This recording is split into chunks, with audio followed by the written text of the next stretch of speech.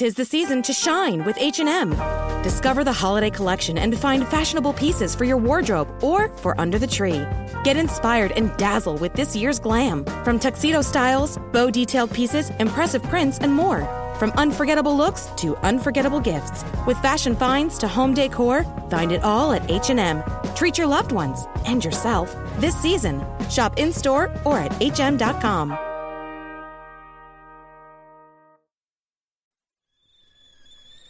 The kettle's boiled, Vic. Great. Perfect timing. Just a dash of milk for me, please, mate. Here you go. Shall we get started then?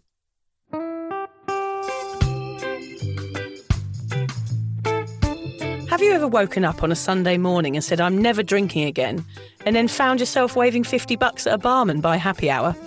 Are you wondering why everyone else can stop at 1 while you head to a dodgy after-party with a weird bloke called Disco Dave? If so, it might be time to take a deeper look at your relationship with your reliable social crutch, alcohol. On each episode, we'll investigate our own dysfunctional dealings with booze and find out if it's possible to stop this deeply ingrained habit before things get too messy. Yep, we're going to open up a shame shed of humiliating drinking stories to help you understand why waking up from a booze coma each weekend with a kebab sticking out of your top pocket might actually be negatively impacting your health. Hamish and I are here to delve into what it's like being sober, an unwanted warts and all look into why giving up those cheeky pints or putting down those mummy wines will make you feel happier, help your anxiety and mental health, and turn you into the most sparkly, authentic version of you. Won't that mean I become boring though, Vic? Well, Hamish, we'll just have to wait and see. I'm Victoria Vanstone. I'm Hamish Adams-Cairns. And this is Sober Awkward.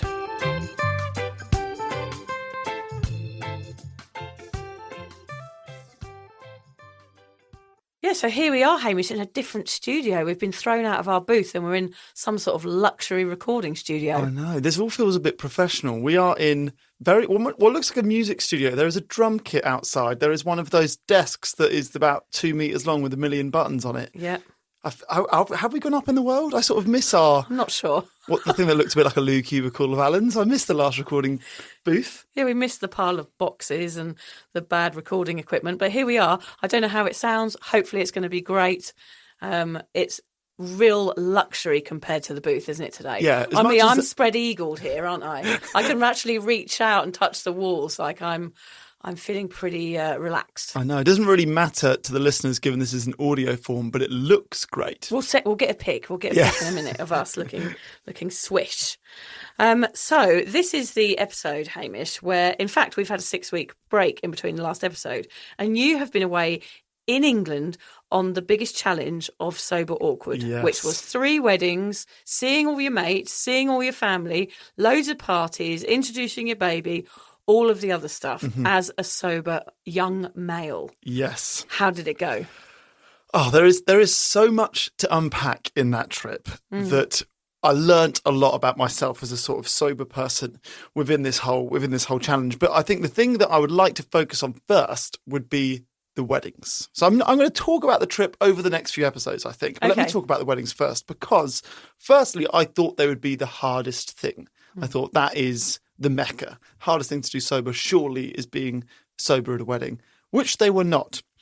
The hardest thing is actually the everyday things, the sunset drink on a holiday. We were staying in near Montepulciano, which is my favourite word to say of all the word. Montepulciano, which is in Tuscany and is famous for wine. So we're staying in a place that's surrounded by vineyards. Yeah. And I was staying with my parents, and there'd be a glass of wine at lunch. Those were harder for me than the weddings. But quick couple of stories from the weddings. Excellent.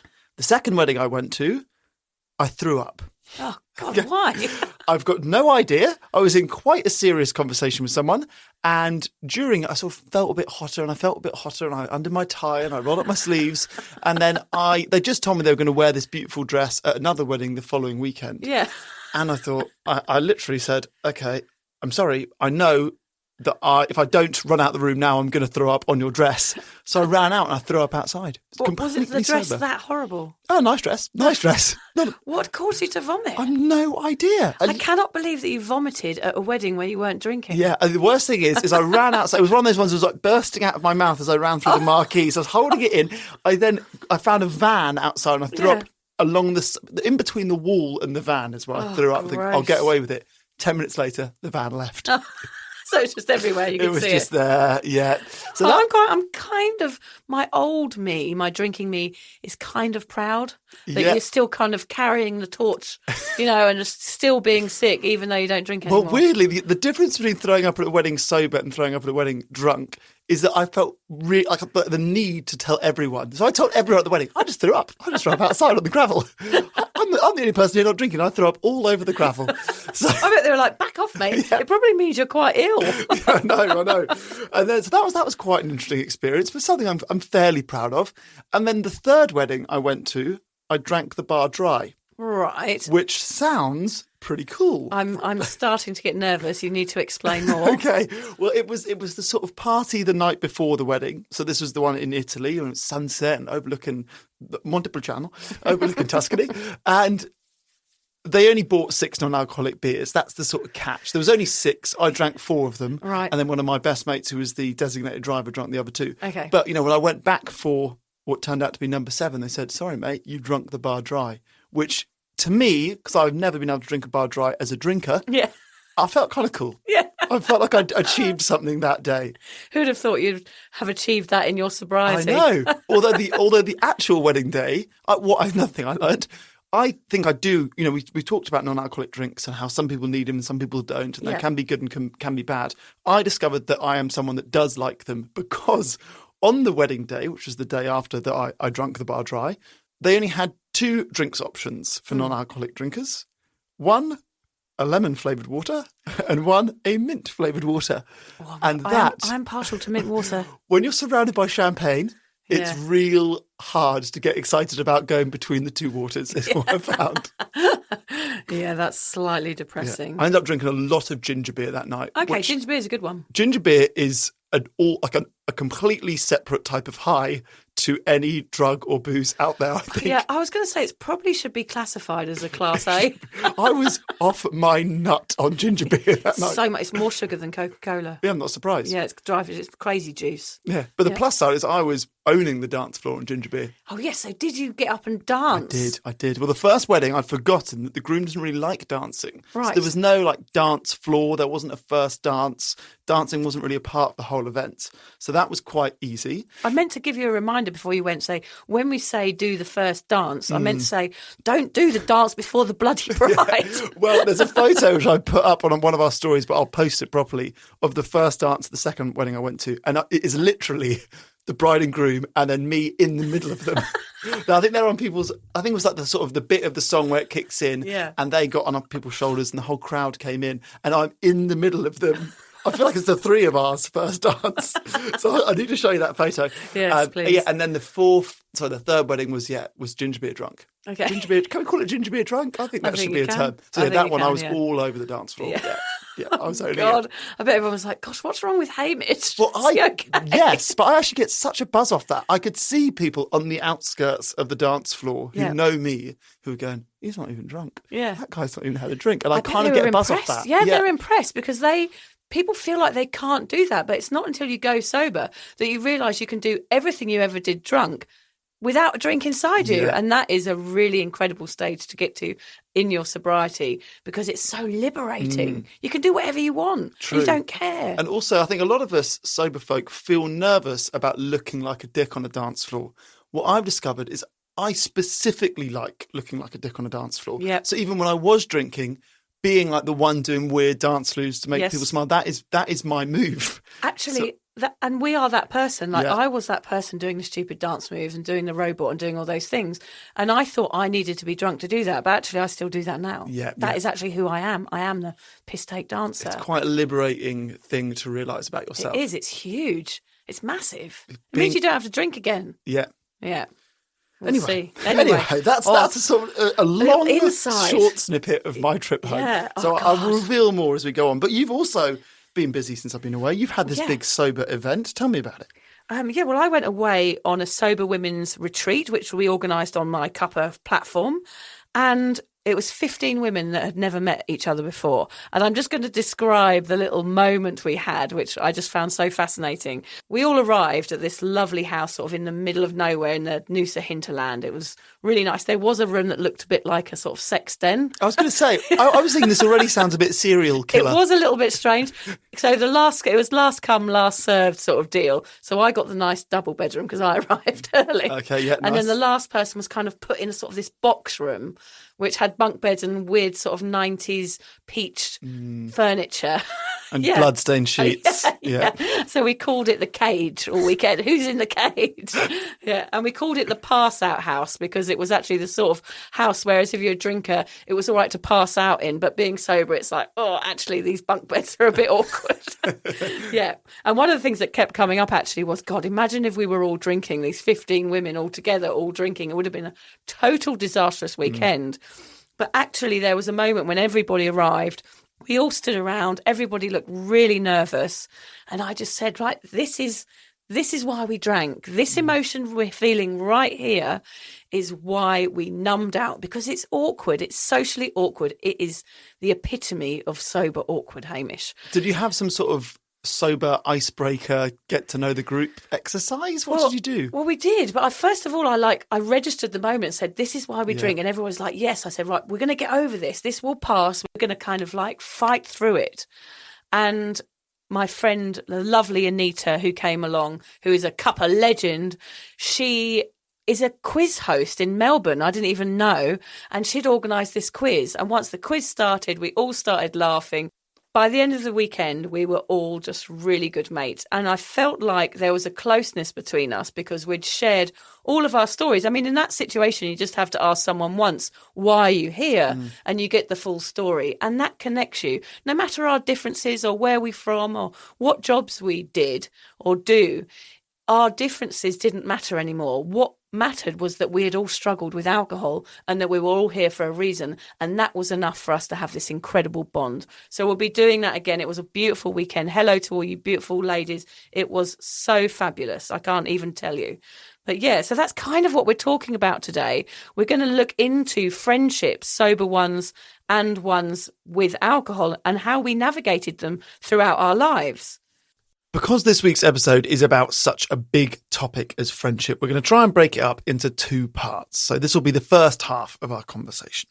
What happens to friendships when booze has been flushed down the U-bend? Gosh, that is a mouthful. This topic is something that's discussed on the cuppa community often. People ditch the grog and suddenly old friends begin to fade away.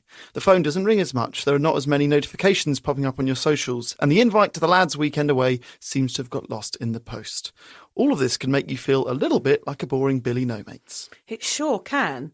Or you'll be pleased to hear the total opposite happens and your friends surprise you by being totally supportive about your alcohol-free life.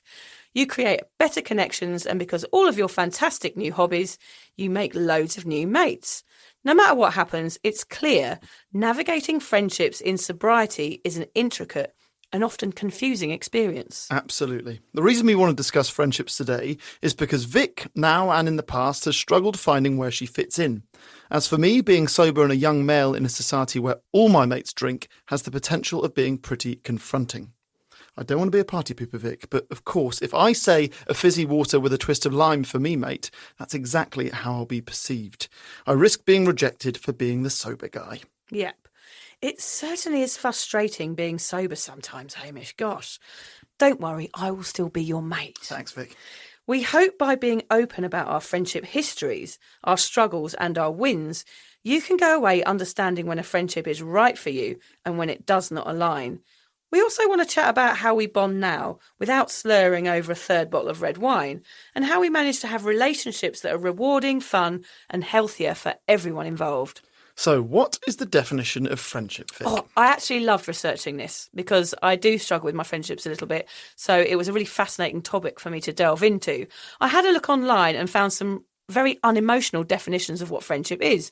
The Collins Dictionary, for example, it just said it's a relationship between two people. That's your favourite book. You're always reading that. It's my favourite. It's only because I only have to read one word, you see. But we all know it's much more confusing than that. Then I found a quote from a psychologist from the Northern Illinois University, and this represents the intricacy of friendship much better. She says, friendships are relationships that involve two very critical dimensions, interdependence and voluntary participation. As anyone who's ever been in a friendship knows, it's a complex process and experience. True friendships are hallmarked by each member's desire to engage with each other. It's about mutual interest in one another's experiences and thoughts, as well as a sense of belonging and connection.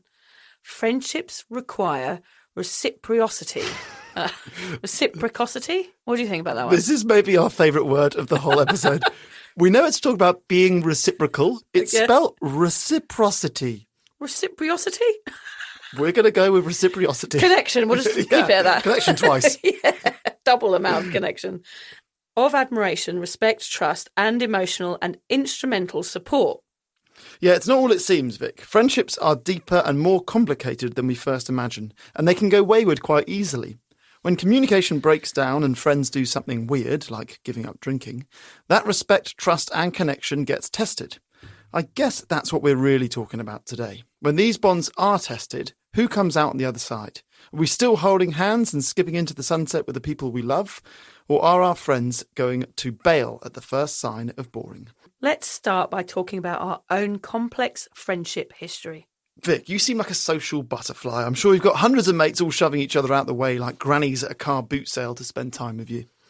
Well, that is sort of true, Hamish. Like the sober crew, I feel like huge support from people I don't know, actually. People that I haven't met online, which is kind of strange, I know. Sure. But I'm going to disappoint you a little bit here, I think, Hamish. Yet again. Yeah, yes again. For the fourth time today. Yeah, I've always struggled with friendships, actually.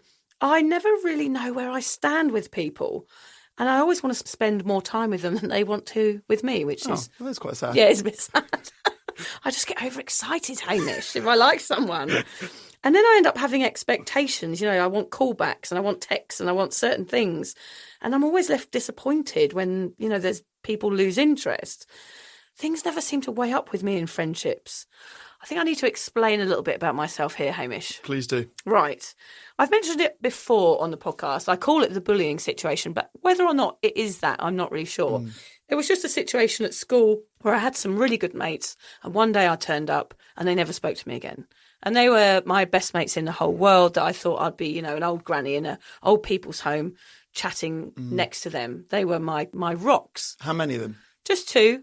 I was 14 or 15 at the time, and I ended up the girl alone at the lunch break, you know, on her own, which was very, very sad for me. And I had to get the bus into school every day. I didn't have any mates all of a sudden. And I didn't realise at the time that my drinking actually changed at that point. I was drinking for frivolous reasons before. And then after that point, I think I changed to drink because of sadness and because of heartbreak. I've only realised that with months of therapy. Sure. So, well, yeah, that must have been hard. So have you spoken to them since? Was it literally cut off and that's it? There have since been an apology from them. I never found out. I never knew. That was part of the reason. They just never spoke to me again. I never found out what I'd done, so I always presumed I'd done something wrong. But since then, they have messaged me, like 30 years later, I must say. How much longer were you at the school with them? It was the end of my GCSE, so it was only another 6 months. Okay. Yeah, So and then I changed school. I left the school and I went somewhere else and started afresh and made some lovely mates. But I do think something in me changed towards drugs and alcohol at that point and towards friendships, because then I started to be desperate for people to like me. And that has caused repercussions throughout my friendships ever since. Yeah. And it's very strange to really pinpoint that now, but I do recognise it within me, which is why I have to sort of back off. Because if I like someone, I'm like, oh, we can really be good mates. And then they're like, whoa, she's a bit excited and a bit heavy and texting me a bit too often. And I just end up backing away because then I feel embarrassed, or I get scared that if we are friends, that they're then going to leave me. So it's all very confusing, so you're not blaming them, but that was the moment that triggered something. Definitely, I don't blame them. They were just two young girls who made a poor decision, perhaps. That was as far as it went, made a decision in the spur of the moment that they didn't want to be mates for whatever reason. Well, what did they say when they then reached out?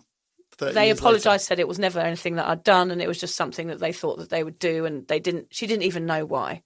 Wow. Neither of them really knew why. And it was nice of them to message me and to apologise. I appreciated that. And I forgave them. And I said, don't worry about it, But I do recognise that changed something in me then. I think it affected my confidence and I think it affected the way I deal with people. Yeah. Yeah. So it's strange, isn't it? And then afterwards, I think I had more fair weather friendships, people that I met in toilets, whilst gurning on ecstasy that I thought were my best mates for a night and then I'd never see them again. But that worked quite well for me because it meant it was damage limitation. It meant that if I was just mates with them for a night and we had a really good laugh, we had nice memories, and then I didn't have to deal with any heartbreak. Yeah. And that was a pattern that I started to repeat throughout my life. It was more of a fair weather thing. I'll see you, I won't see you, I'll travel, I'll leave you. And it didn't matter. And I was the same with relationships, actually. I would drop someone as soon as they were annoying. So I probably did the same thing as the girls did at certain points because of that situation. We're going a bit deep here. No, I like it. Yeah. But I find in friendships that as I got older, I have been really desperate for stronger bonds and people that are more solid in my life, which is great because with drinking and not drinking, obviously your bonds become a bit more firm with people because you know what you've said and what you've done. Like I'm not making a tit out of myself and being offensive to someone. So I can wake up in the morning and go, oh, we're probably still mates. Whereas before with these fair weather friends, I might have gone out, acted like a lunatic, pissed someone off, and anything could happen the next day. So it's much more solid now. The friends that I do have, I keep them quite close, basically. I don't put too much at stake, which means I open myself up to more heartache. My friends that I do have feel, mean the world to me. But I am someone that needs a lot of kind of friendship care, that reciprocal thing. Like I have friends in the past that have just suddenly not messaged me and never explained to me why. And that fucks with my head. Is that a modern living thing, Hamish, you think, where people just ghost you now?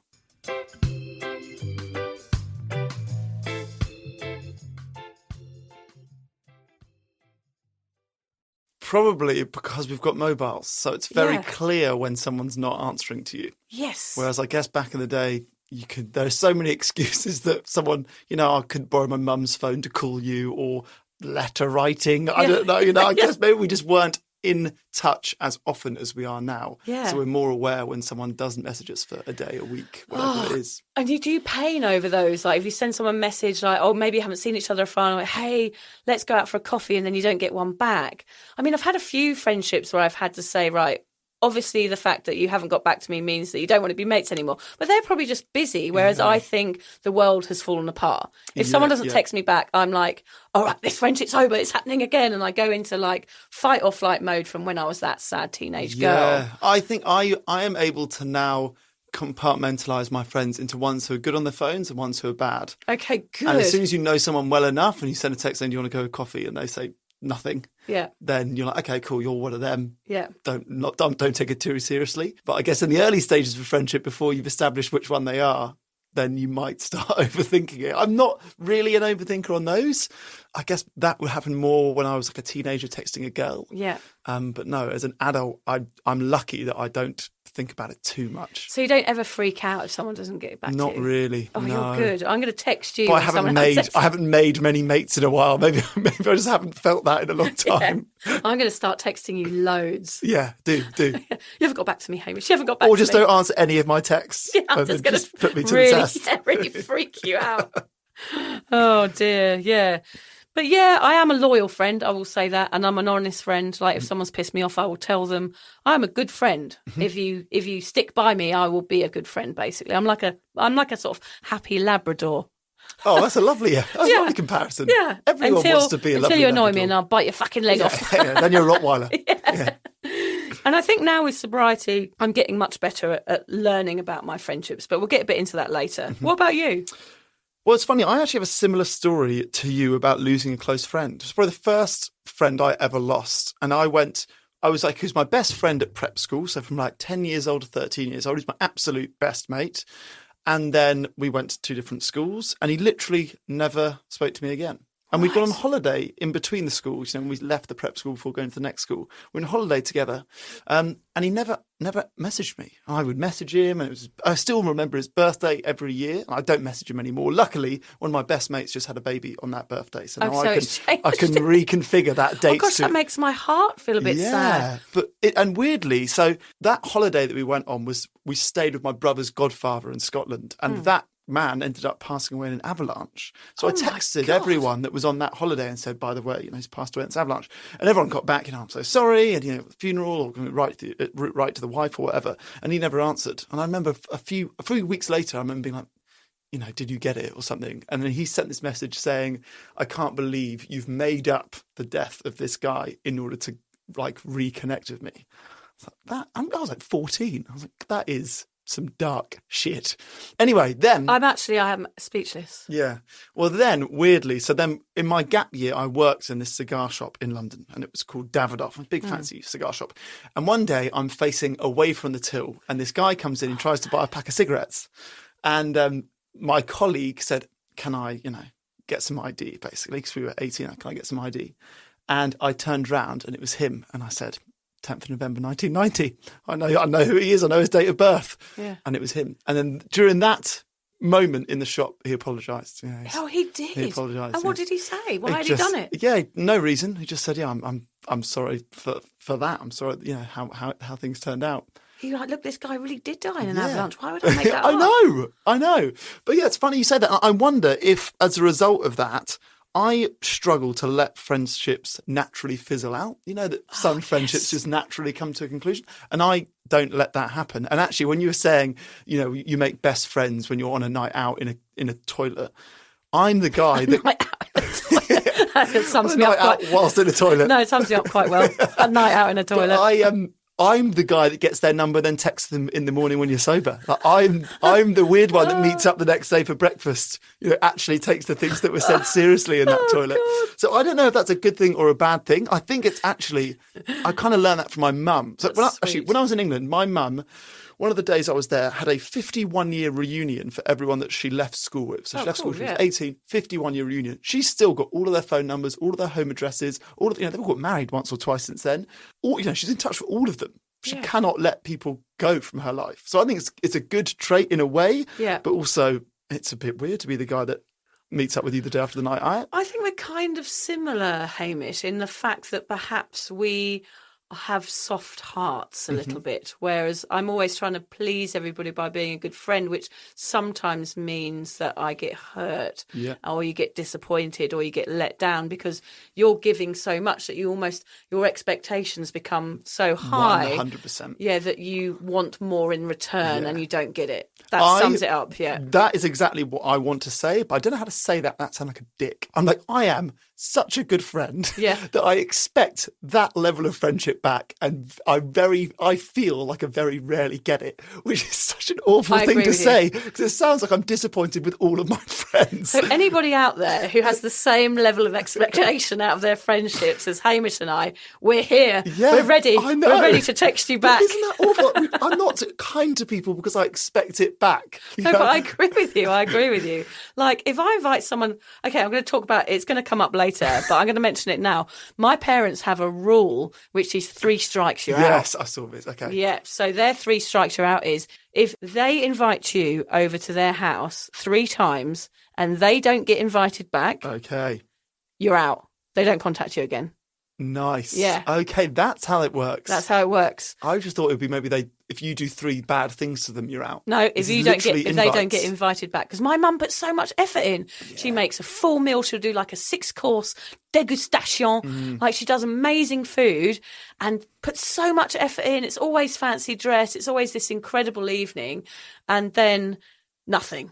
She gets nothing in return. And in the end, she's just like, oh, fuck these people. I'm not having them in my life. I think that's probably it seems quite hardcore, but actually I kind of respect it. I think I need to do a bit more of that. See, I feel like the worst thing a friend could do in that situation is you bring a box of chocolates. Yeah. Because you've invited for dinner And then they get the box of chocolates and they put it in the fridge or in the cupboard and they give you the crap box of chocolates which they've got in their house. Like, that is the worst thing someone can do to me on a dinner party. My dad's mate used to always come with a bottle of sangria, which is like the thing you buy at the supermarket in a plastic bottle in Spain, and then would sit down, put the sangria on the table and then drink all my dad's really nice red wine. I can't remember if I told the story about a mate of mine's daddy did that. Where it's his house. We're about to go to the next door neighbours. We're having a barbecue or whatever. And he said to us, go get a bottle of wine from the cellar. So we ran down, came back. And he goes, no, not that one. One from the left-hand side. That's the good stuff. Right. Okay. Ran down, got the good stuff, came back up. He said, that's the one. So he came in, he knocked on the door. The hostess opened the door. He showed her the bottle. She went, oh my God, that's so generous. I can't have a bottle of that. He then went to the back of the kitchen, opened it, drank the whole thing himself. Oh my so God. You got all the brownie points, but you didn't have to give it away. So that was quite a bold move. That is a bold move. One strike and you're out in that situation. I sort of love it. Oh dear. Yeah, the thing I was going to say about the struggling to let friendship fizzle out is that as a result of that, you end up with like this unimaginably big circle of friends, which for me can be quite overwhelming to keep in touch with. Okay, actually, I've found that moving to the Sunshine Coast or moving to different countries, I moved to France, I moved to Australia, and then having hardly any friends is actually kind of a relief to not have to keep all of these people happy. You know, when I go back to England, there's like, oh my God, there's 40 people that I have to see. Yes, yeah. And it's freaking intense, you know. Yeah, and some of them you do love, but you don't love all of them, you know. Yeah. But there's something in me that I try and keep in touch with everyone, which is maybe unnecessary. Oh gosh, we are so alike. Yeah, and some people say to me, it's like, how do you do it, Vicky? How do you keep in touch with everybody? I said, well, I just send a text every now and again because I want to keep in touch with people. Like, no one from my mother's group messages me. I'm always the one that's like, hey, how's everybody going? How's the babies? Blah, blah, blah. Yeah. It's always me that organises everything. But then in the end, it pisses you off. It's like, why the fuck am I the person that organises everything all the time? Is everybody else happy that friendships fizzle out? I don't know. Yeah. Oh dear, it is a confusing topic, isn't it? But then I've found since moving to the Sunshine Coast, so we moved here from Sydney, I don't know if it's maybe Australia generally, I've struggled to make new friends up here, particularly with men. I'm finding it easier to connect with women than I am to men. I don't know if that's something in me. I don't know if it's something about Australian men, which is a horrible generalisation. But, you know, I find it hard to make friends now. Is it because we're in our 30s? Is it because we've moved somewhere, people at different stages of life? I don't know. So Liz and I have this genius idea, which was have a child, they have to be your friend. Yes, okay, yeah, you got that one connection. That's what we did. So we just created a friend. A human. Yeah, which is, it's not the easy way out, but it is a surefire way. Yeah. I think also up here, I think people's friendships are established. They have lived here all their lives. They've still got their schoolmates. Like if we lived in England, we'd still hang out with all our old mates from England, wouldn't we? But also here, it's funny, I was smiling when you were saying that because I also find it difficult being English in Australia because I think some of the friendship rules differ. I think as English people, our English manners come into play a little bit. Whereas if I invite you over to my house, Hamish, for dinner, I'm like, right, you'd be here at 6:30. Don't bring anything. I'll sort everything out. And you arrive and I've made a meal. I've paid for the drinks and it's all very almost clinical that I've done that. It's like I'm inviting you into my home and I'm going to be the host and I'm going to show you a good time. And in England, that's what we do. You go to mates' houses for dinner and they're kind of the host and they give you a good night. Whereas here, the meetings are very casual. Okay. So it's like, yeah, mate, do you want to come round for a barbie? That is my best Australian accent there. Put another shrimp on the barbie, mate. It's been mine, which is not accurate. Come on, mate, I can't put another shrimp on the barbie, mate. That sounds Welsh. I know. And I just think the arrangements are more lackadaisical, is that a word? Yeah. I just feel like they are casual and you can turn up if you want to. So this is where the problem lies, Hamish, is that I've prepared a big fucking meal for everybody and then they're like, oh, sorry, mate. Skippy got lost out bush and I have to go and take the ute and blah, blah, blah. So basically they have an excuse and they don't realise that I have put so much effort into preparing my house and my home and the food and everything else. And they're like, yeah, mate, sorry, I can't make it. And I'm like, what? It's 6 o'clock. I've cooked a whole fucking meal and you're not telling me you're not coming. That for me is like heartbreaking, sort of like, oh my God, they must think I'm a mental case. And if they came and saw that I had put that effort in, they'd be like, oh my God, I'm so sorry. I didn't realise that was the case. So yeah, it's definitely an English and Australian thing as well. See, that reminds me, my first Christmas here, it was my first ever Christmas away from my family. Yeah. And Liz, whose girlfriend at the time, was super nervous. We have to make it good for Hame. We have to make it good for Hame, first Christmas away. And we went to her dad's for Christmas lunch. And we got there 11 a.m, midday. It got to 7 p.m. before we realised there was no food. Oh, God. We went for Christmas lunch there. There was no food. Well, they hadn't done Christmas No, lunch. we had some crisps about 5 p.m. Why hadn't they done lunch? Well, Australian? I don't know. Yeah, that's some how prawns? lackadaisical things had got. It was very chill, very chill. God, but you're starving. Yeah. You probably would have eaten a Brussels sprout in that sort of No, situation. not even then. No, not even then. No. But no, the last point I wanted to make about friendships was, and this is a very sad, revealing, honest thing to say. During COVID, I worked in TV, right? Mm-hmm. All of TV got shut down. Yeah. I was at a loss. I thought, I'm a pretty good friend. Yeah. Is there a job where I can be a professional friend? Turns out there is Right. in Japan. So in Right. Japan, people can effectively rent a friend, rent someone to hang out with. I think there's a big loneliness epidemic in Japan, and you can rent a friend. So I did think maybe that is my calling. I think that's just basically male escorting, Hamish. Yeah, I hate to tell yeah. you. I didn't Did read you the fine apply? print. Yeah, it was a lot more lubricant than I expected. Yeah. I'm not sure that's the same thing. A special friend, did it say? Yeah, in LinkedIn when they asked me for naked photos, I thought, hang on a minute. Hang on a minute, this isn't right. Oh, it's funny because I think what we're both saying here is that we've got a lot of love to give. Yeah, and it sometimes doesn't work out in our favour. Yeah. Yeah. I think Liz and I have said before to each other, we wish we could meet us. Yeah. I mean, you're making me laugh because me and John sometimes sit in a car. We're like, what was that all about? Whenever we meet people, we're like, what was that all about? They're so weird. Why can't everyone just be a bit more like us, a bit more normal? I do think we're going to have to make this into 2 podcasts, Oh, yeah, we Hamish, will. because there's so much to uncover here with friendships. Because as you can hear, I find even the people I know really well very confusing. Like, I never know what's going on most of the time. I don't know if someone's texting me or what they want or what they mean or anything. It's a big head fuck for me. I feel like people are either going to be nodding along to this podcast going, that's exactly how I feel, or they're going to go, God, you guys are up yourself, arseholes. Probably. Or our friends will be going, you're not that good. Yeah. I know you, you're not that good. Yeah, you're annoying. Yeah. What loyalty. Let's have a quick chat about why friendships change when you stop drinking, Hamish. Yes.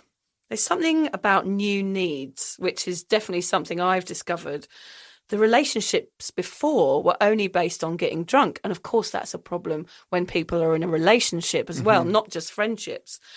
Sometimes you find that the only thing you have in common with someone is the fact that you're wasted with them every day or every weekend. And that is something that's really hard to navigate. Yeah. If all of your memories of someone are in a pub or in a nightclub, that's the person. It's that friend. Yeah. Those ones suddenly go, what do we do now that one of us doesn't drink? And Yeah, they're the ones exactly. that seem to fall by the wayside. Yeah. The second point we wanted to make was about stigma, the opinion that sober people generally suck. We're generally boring, and that can affect our friends that do drink, and they suddenly have this impression of what the new us must be like. I mean, I've just started going to a new gym and I'm trying to make some new friends there. But I think they probably generally think I'm a boring fucking weirdo because I don't drink and they know what I do for a living. And they're like, oh, that's weird. And they just think you're a party pooper and why would you ever want to go out anywhere? Maybe they don't think that. Maybe that's just my own paranoia. But I do feel like that sometimes because I do stand out like a sore thumb on a night out when everyone's having wines and I'm sat there with my, fizzy water or what was it you had? Cucumber infused mint or something. Lemon or mint water. Lemon or mint. Rock and roll, baby. So it does make you stand out and therefore it sort of triggers that stigma. Yeah. Yeah. The other thing is that you've changed. People find change very difficult. You no longer enjoy the same pastimes as your mate, the style of socialising, the conversations changed. And you've also probably swapped your days for nights like we talked about in another episode. As a sober person, you probably enjoy more connection, less noise, early nights, and generally less chaos, which for your friends is probably going to be a bit annoying. A different chapter of your life has started. It can become clear that that part of your life is over, and it can be hard to address that. You know, when you're on different pages with people, things can get a little bit awkward. Definitely. Yep, and what you're saying there, Hamish, basically it's too confronting. People that are heavy drinkers simply don't know how to handle sobriety. It's not on their radar. It's so far out of their comfort zone. They can't see out of their boozy bubble. It's not really their fault. It's just this booze-worshipping culture that we live in. So it does make it tricky. It's so confronting. Yeah. I found that a lot on my trip home. I didn't find people questioning my sobriety or trying to talk me out of it, but I did have a lot of friends justifying alcohol to me instead, which is sort of the same side of the coin, you know? Yeah. People just telling me reasons why it's okay to drink or why we drink as a culture or as a society. And I thought, yeah, okay, you're not quite seeing it the way I'm seeing it, which is fine. I often get people saying, I only had 2 glasses of wine last night, or I'm doing better sort of thing. Yeah. And I'm sort of like smiling and nodding like, oh, okay, well done, well done. But yeah, I think people do try and justify it to you, which can be a bit confronting in itself because you don't know what to say, because you can't say well done for just having 2, because you almost want to say, like, shake them on the shoulder and say, try having none, it's so much better. But also I don't want people to think, you know, friends of mine that do drink, I don't want them to sit opposite me with a beer thinking I'm just sitting here judging them. Of course, and it's the other way around as well. Yeah. But I think people do feel that. I think I felt coming to your house before when I did drink and I was aware that you didn't. I was like, oh, I don't want to get drunk in front of her. Like that, that feels like it's the wrong thing to do. And I hope that people don't think that I'm just silently nodding my head at them going, you waste of space. Yeah, like an internal, being mean internally. I am having a party in a month's time. And that was one of my issues because I said BYO. And I wondered whether people thought, oh, gosh, well, does she mean BYO, alcohol-free drinks or something? Yeah. But of course, I just mean, just because I don't drink, it doesn't mean say I hate people that drink. I love everybody, as we found out. Too many love people. The general public. We are available for friendship. You're all invited to the party. Yeah. Funnily enough, I did accidentally invite 782 people on my Facebook page by pressing the wrong button and had to email a few people and say, sorry, that was a mistake. Yeah, so actually, everybody is coming. Actually, I'm doing the rejecting this time, which feels pretty good. Yeah, much easier than the invites is the rejects. Yeah, so people will bring their own alcohol, and I don't have a problem with that. Like, of course, come to a party at my house, I won't be drinking, and there will be people there that won't drinking, but I'm accepting of everyone. You know, I'm a pretty laid-back person. The last point I wanted to make was about knowing what you want. You understand what makes you happy when you get sober, and your boundaries become unbreakable. That means some friends fall by the wayside, and it means you may have to work harder to allow some relationships to evolve and move forward. I think this might be a good point in the episode to end this little part 1, Vic. Okay, we're going to we're going to have to do 2 parts, Hamish. We've blathered on, haven't we? We have blathered on about our terrible friendship histories so long that we've actually taken up a whole episode and we've only done half a podcast. Yeah, so we'll stick a pin in it there. But yeah, next week you will get that's part B of this chat about friendships. Yeah. Oh, that would be good. I need to know more. Said no one. Yeah, said no one ever. Yeah. We'll just end this episode just with a quote, because I know you love a quote at the end of all our episodes, even though this is going to be split into 2.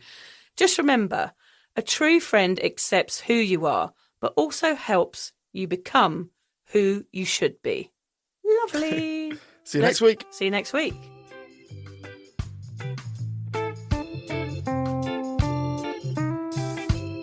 If you're questioning your relationship with booze, you're struggling to moderate, or your hangovers are causing anxiety, it might be time to reach out for some support. Yeah, just talk to a mate about how you're feeling, contact a local doctor, find an AA or sobriety group. Vic's got one. Yeah, just head to www.cuppa.community. Remember, if you're questioning yourself, it might be time to seek support. Even though this journey can be awkward, it is definitely worth it. And if you've enjoyed the Sober Awkward podcast, don't forget to review it, rate it, and share it with your mates. Do they have to share it with their mates? Yeah, of course they do. I'm not doing this for nothing, Hamish. Bloody hell. How do they share it?